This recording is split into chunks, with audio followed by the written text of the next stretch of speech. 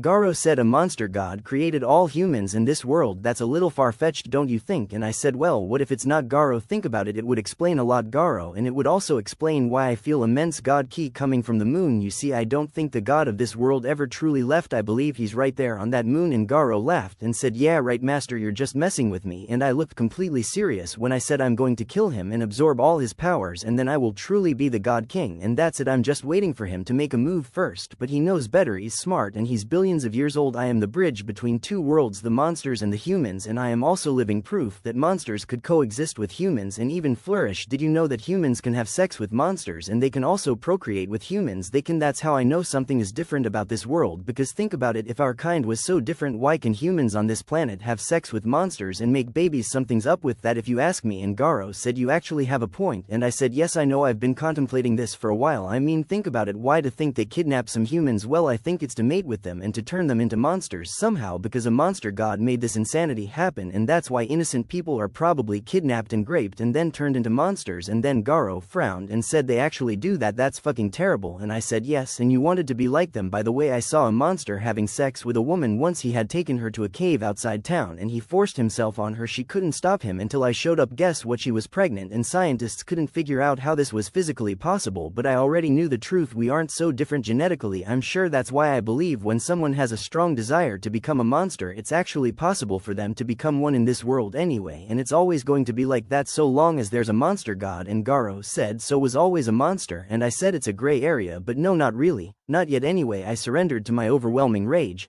My anger drove me to become a monster, and that's when I unleashed my transformation into a giant lion with godlike powers. But I also created this transformation you see standing before you. That's why they call me Lionheart or the Lion King. I mean, it's obvious, right? And then I said, back to work, finish your training. And then I said, I have to leave today. I need to go back home and help take care of my kids, and I need to make love to my wives. See you soon, Garo. I will be back in 2 days. And then I went back home to Tatsumaki and Fubuki, and I had sex with them in Mosquito Girl. Pretty soon I encountered Psychos and Dues the monster princess, and then they were so attracted to me and my strong pheromones they couldn't resist me, so we found a private cave with a hot spring, and I had sex with both of them at the same time, and they both fell in love with me, and I had sex with them both for many days, and then I finally decided to get them both pregnant, and then I married them both, and I took them both back to my apartment. And Fubuki and Tatsumaki were both surprised to see Psychos and another monster woman, and I said, these women are now married to me, treat them both well and with respect, Tatsumaki and Fubuki. And they said, okay, we will, my love. And I said, good, how was your day, darling? And they said it was fine. And you? And I said, well, it was wonderful, thanks to these two beautiful ladies that I enjoyed making love to. And they both blushed pink, and they said, we loved having sex with you, it was amazing, it felt so good to be loved like that. And I said, thanks for the compliments, excuse me, but I must attend to you, Dues and you, Mosquito Girl. And then I continued making love to Monster Princess and Mosquito Girl. They can have sex all the time because they are monster women that enjoy sex. And then the Monster Princess began sucking my member ravenously, and then I came almost instantly. Then I had sex with her in the big dripper doggy style position,